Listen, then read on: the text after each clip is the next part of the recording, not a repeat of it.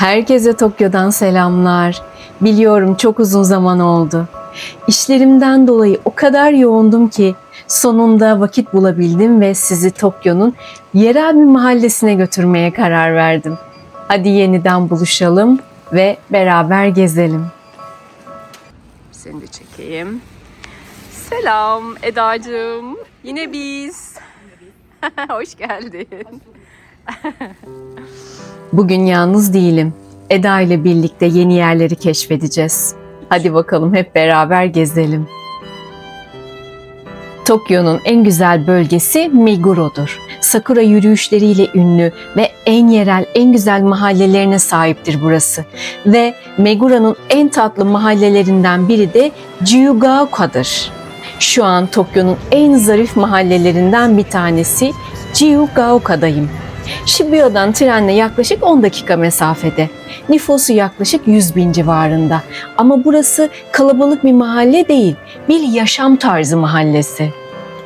İstasyondan çıkar çıkmaz şunu hissediyorsunuz. Burası Tokyo ama Tokyo'nun daha yumuşak ve sakin hali. Jiyugaoka söylemesi zor ama basit bir yer.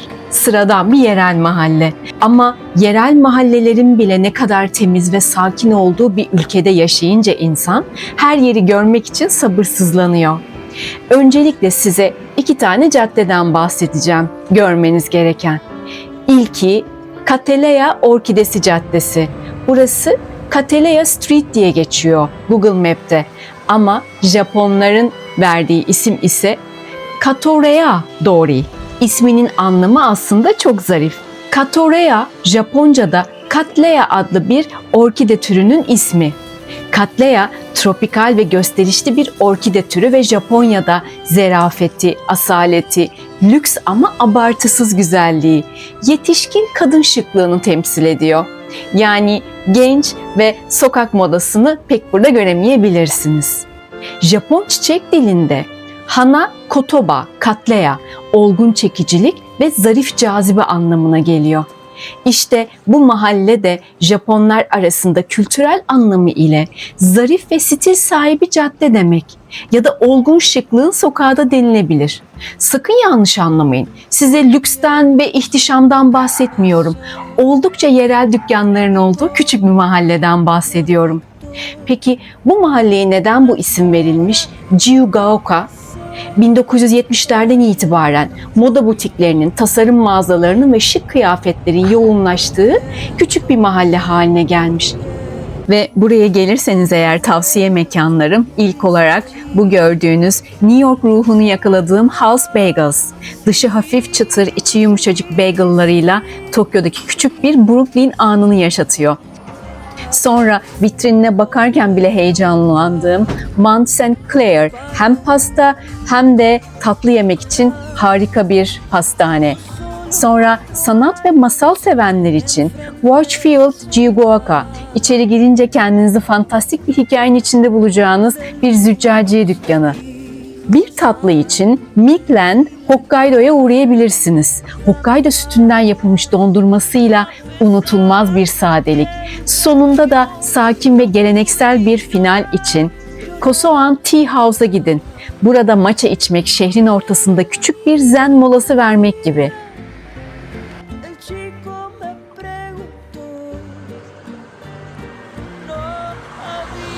Burası Little Europe diye anılıyor.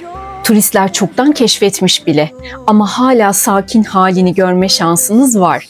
Daha henüz Instagram'da çok viral olmamış. Çok tatlıymış burası. Evet, tam gerçekten böyle Avrupa sokaklarına benziyor. Avrupa esintili küçük bir meydan, kırmızı tuğlalar, küçük balkonlar, pastel cepheler ve ortasındaki Venedik'i andıran minik kanalımsı havuzda çok tatlı. Tokyo'nun ortasındaki minik bir Avrupa köşesi gibi.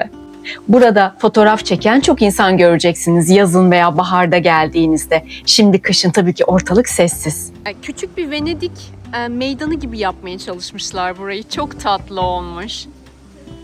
Kiraz çiçekleriyle birlikte yani sakura zamanı ve pastel binalar bir araya geldiğinde resmen masalsı kareler ortaya çıkıyor. Ama ilginç olan şu, burası turistik bir dekor değil. Gerçekten burada insanlar yaşıyor. Çiçekçinin aynı zamanda dondurma satması ve dondurmalara çiçek kondurması harika. Hello. Ama bir şey söyleyeyim mi? Aslında şey var. Banana chocolate milk. Ama renk olarak şey. Evet. Genelde bunlarda meyveliler daha başarılı oluyor bence.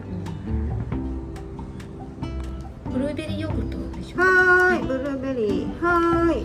でこう Oo, çok iyiymiş.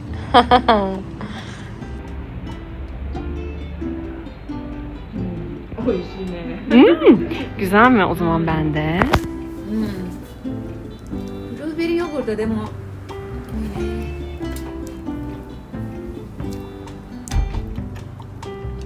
ね。 Bakayım bir daha. Aşırı bir meyve veya şey tadı yok. Evet. Çok doğal bir tadı var. Hı, Adam şu kesinlikle. altlığı bekliyor bence bizden. Altın varak mı? Evet, altın şeyleri, tanecikleri.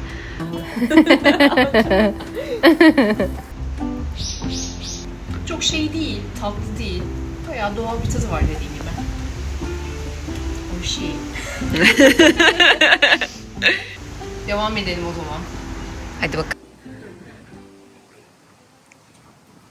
Tokyo'daki birçok alışveriş caddesi çiçek isimleri taşır. Bu, yumuşak bir marka kimliği oluşturmak hem de alışverişi keyifli bir deneyim gibi göstermek için tercih edilir. Ama Cattleya özellikle sofistike bir çiçek olduğu için Jiugaoka'nın ruhuna çok yakışıyor. Burası alışveriş caddesi diye bağırmıyor dediğim gibi. Tabelalar minimal, dükkanlar butik ve çok yerel. Buradaki kıyafet mağazaları fast fashion değil. Çoğu el yapımı, doğal kumaşlardan, beige tonlarında, oversize ama zarif kesimlerden oluşan kıyafetler satıyorlar. Tokyo modasının sessiz lüks hali diyebiliriz. Burada hatıra olarak ne alınır derseniz minimal Japon takıları, şapkalar, seramik küpeler, el yapımı bez çantalar, el örgüsü kazaklar ve elbiseler. Bir mağazaya girdim az önce. Satıcı hanım bana buradaki insanlar kıyafeti gösteriş için değil, ruh hali için giyer dedi. Yani buraya gelirseniz veya Tokyo'ya gelirseniz bu mahalleden yerel el yapımı kıyafetler satın alabilirsiniz.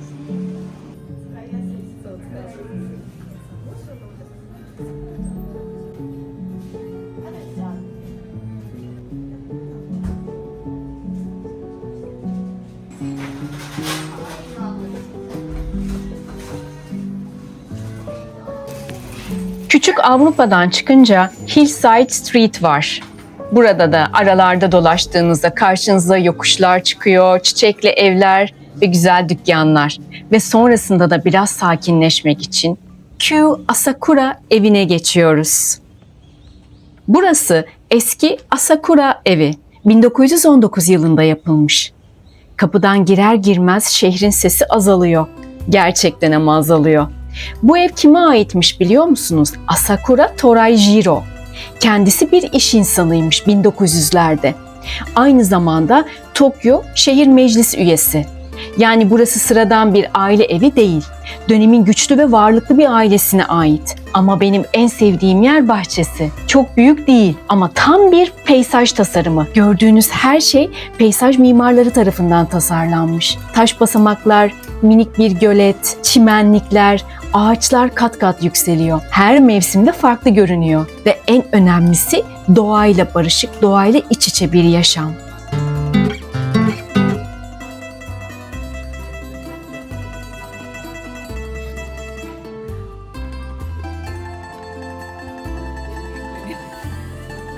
Geldi. Vlog'da yan rol olarak bulunmak zorundasın.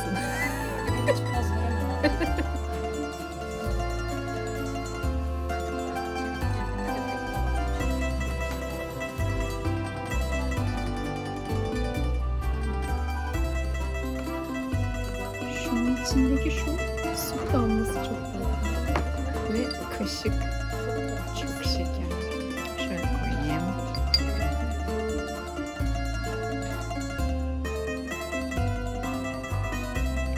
Çok lezzetli. Son zamanlarda içtiğim en lezzetli kahve. Sana söyleyeyim mi, kahve o kadar hafif ki bence her şey hafif yapıyorlar. Yani çok bitter yapmıyorlar. Büyük ihtimalle maça kahve hiç ağır değil. Burası Koso An Çay Evi. Bir Japon kafesi. Buralara her geldiğimde mutlaka gelirim buraya. Dinginleşmek ve güzel bir kahve ya da matcha çayı içmek için. Burası geleneksel bir Japon eviymiş önceden. Bahçesi muhteşem ve yerler tatami. Tabii ki yerde oturmanız gerekiyor ama merak etmeyin, o kadar da rahatsız değil, çok rahat. Burada matcha içmek bir içecek değil, bir deneyim. Mekandan dolayı, mekanın ruhundan dolayı. Burası Tokyo'da matcha latte'nin en yumuşak ve en tatlı yapılan kafelerinden birisi olabilir. Bahçeden bambu sesleri geliyor, kuşlar var. Ve bu arada içeride herkes fısıltıyla konuşuyor. Çünkü galiba evi hissetmek istiyor herkes.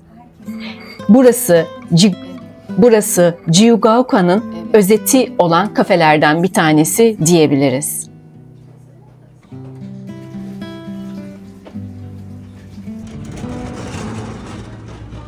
Arigatou gozaimasu.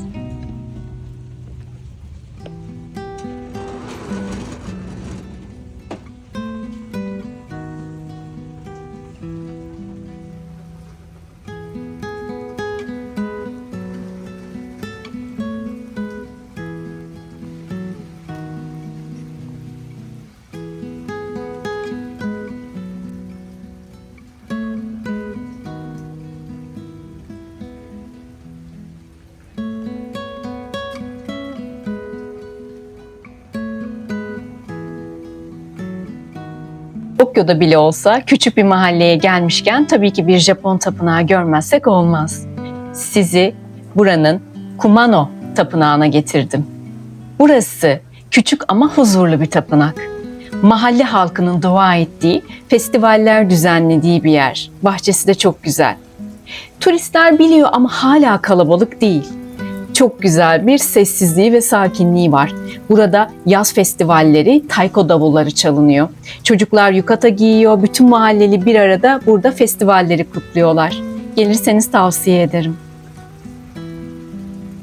Güneş yavaş yavaş batıyor ve akşam oluyor. Sokak lambaları yandı ve Jiyugaoka'nın daha da romantik halini görüyoruz.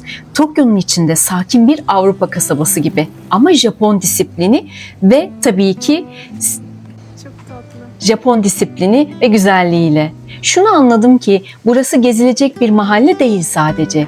Yaşanacak bir mahalle ve aynı zamanda bizler için birer deneyim.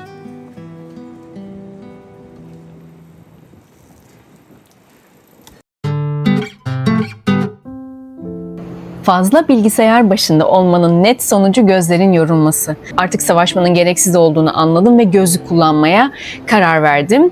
Bir arkadaşıma sorduğumda jeans markasını tavsiye etti.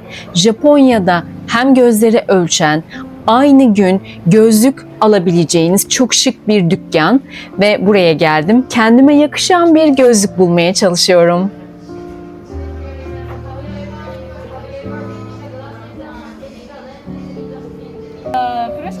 The number is around plus 1.0 or plus 2.0. Okay. So the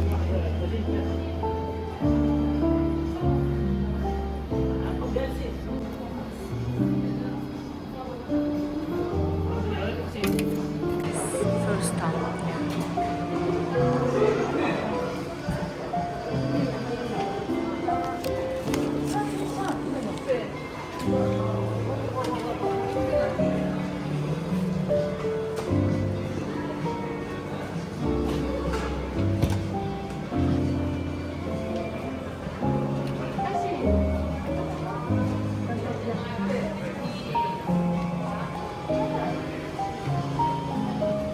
This color is nice. Oh, this is nice.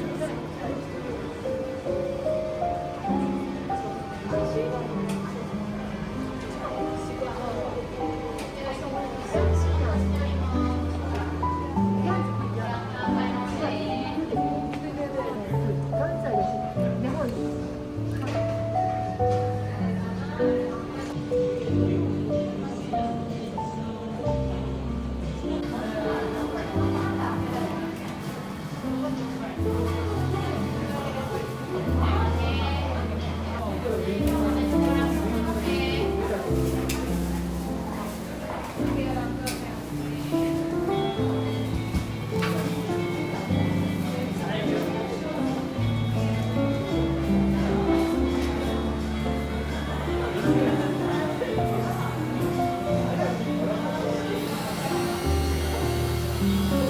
is just hits my eyes.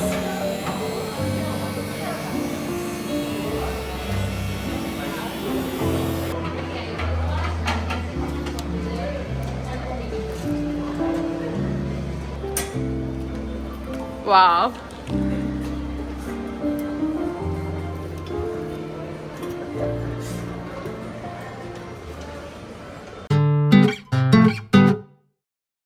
Madem artık gözlüğüm de var, kullanma vakti geldi. Bir müze gezisine ne dersiniz?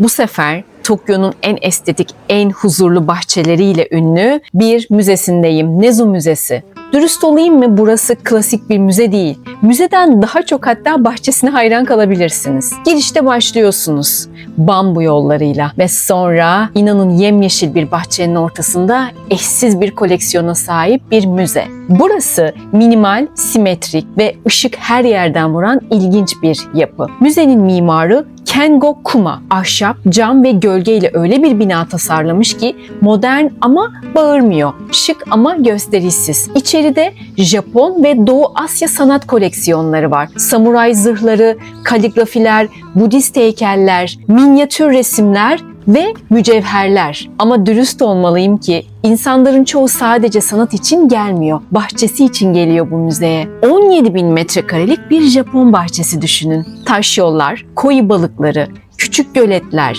küçük çay evleri ve bambu ağaçları.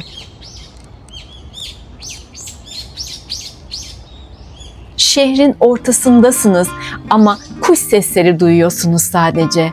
Ve o an Tokyo metropolünde olduğunuzu unutuyorsunuz. Peki burası neden mi gelmelisiniz? Çünkü Tokyo'da nadir bulunan bir denge sunuyor. Kültür, doğa ve tasarım. Moda haftasından tasarımcılar burada çekim yapabiliyorlar mesela. Çiftler nişan fotoğrafı çekebiliyor. Yalnız gelenler defterini açıp bahçenin bir köşesinde günlüğüne istediğini yazabiliyor. İlginç bir hikayesi var buranın. Müze adını Nezu Kaichiro'dan almış. Kendisi bir demiryolu şirketi başkanı ama aynı zamanda ciddi bir sanat koleksiyoncusu. Yani aslında burası bir iş insanının sanat aşkının mirası diyebiliriz. Demir yollarıyla servet yapan iş insanı sanatla ruhunu besliyor ve sonunda koleksiyonunu Nezu Müzesi'nde halka açıyor. Akşamüstü bahçede yürürken kendinizi bir film sahnesinde gibi hissediyorsunuz. Nezu Müzesi şehrin ortasında, harika bir koleksiyon ve sonrasında çok güzel bir bahçe yürüyüşü teklif eden ender müzelerden bir tanesi.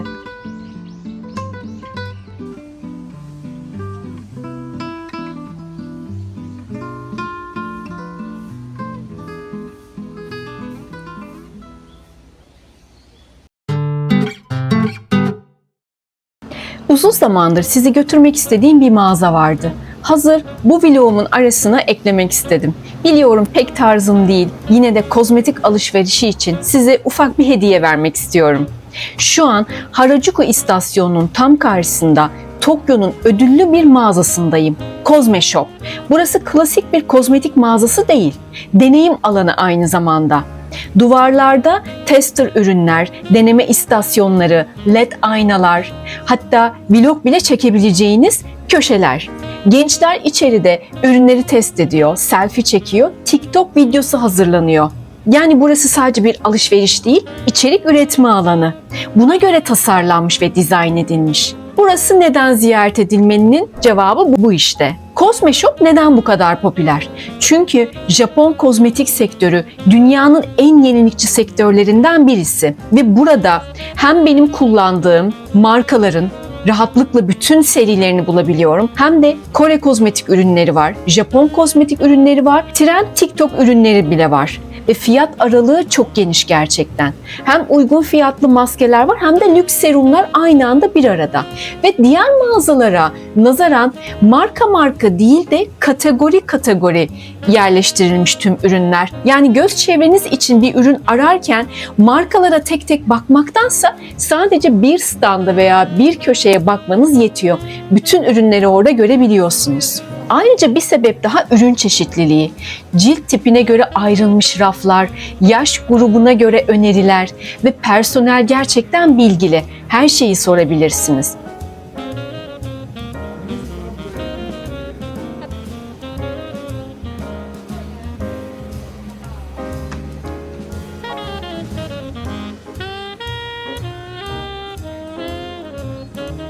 Ve gelelim benim kullandığım markaya. Bana çok soruluyor. Hangi markaları kullanıyorum ve neden? Son zamanlarda özellikle bir yıldır sadece Japon Kose markasının serilerini kullanıyorum. Raflarda size kullandığım ürünleri ve fiyatları göstermek istiyorum şimdi. Japon Kose markası medicated olan serileri özellikle en büyük tercihim. Yani kozmetik kimyasallarının neredeyse hiç kullanılmadığı bir marka ve pirinç bazlı ürünler var. Genelde Sekisei serisinin Japon bitkisel özlere dayanan losyonunu, sütünü ve tabii ki güneş koruyucusunu kullanıyorum. Bunlar sadece nemlendirme özellikli değil, aynı zamanda cildi yenileyici. Cilt tonunu eşitlemeye odaklı. Pirinç bazlı ürünler olduğu için de cilt aydınlatma etkisi var. Benim cildim karma bir cilt. T bölgesi parlama eğilimli, yanaklarım da çok hassas. Bu nedenle ve özellikle Tokyo gibi nemli ama yoğun sıcaklık geçişleri olan bir yerde bu marka benim daha çok işimi görüyor. Çünkü hassas ciltleri için en güzel markalardan bir tanesi. Sekisei seçmemin sebeplerinden birisi de çok ağır değil, cildi çok yormuyor. Japon ürünlerini seçmemin sebebi özellikle Japon markalarında cilt yaklaşımı sabır üzerine kurulu. Hızlı mucizeler yok, düzenli kullanım var ve tabii ki katman katman iyileştiriyor. Hafif formüller var, cildinizi zorlamıyor. Kozmetikte kullanılan kimyasallar kullanılmıyor, özellikle Kore kozmetiğinde. Ben bunu seviyorum. Hafif, yavaş ama gerçekten uzun süre etkili ürünler kullanmayı seviyorum.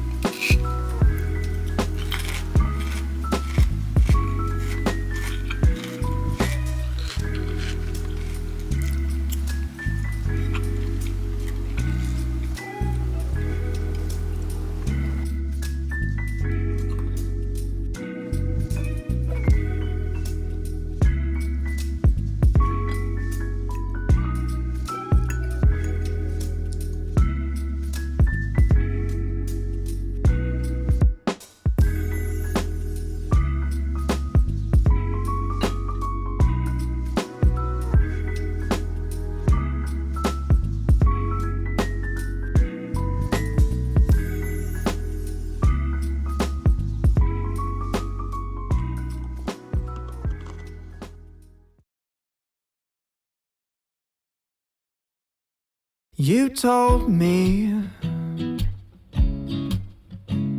that nothing matters at all. You showed me like an aurora in the late fall. I heard of you the other day, and how you made their pain just go away. Don't stop now. Sunshine, blue skies, stay with me until I die. Be mine, oh mine. Selfishly, I want you in my life. Come on now, light me up. Sunshine, stay with me. If I have to move the moon, I will. Stop rotating. Oh, why can't the earth just stay still? Don't leave me now. Sunshine, blue skies, stay with me until I die. Be mine, oh mine. Selfishly, I want you in my life. Come on now, light me up. Sunshine.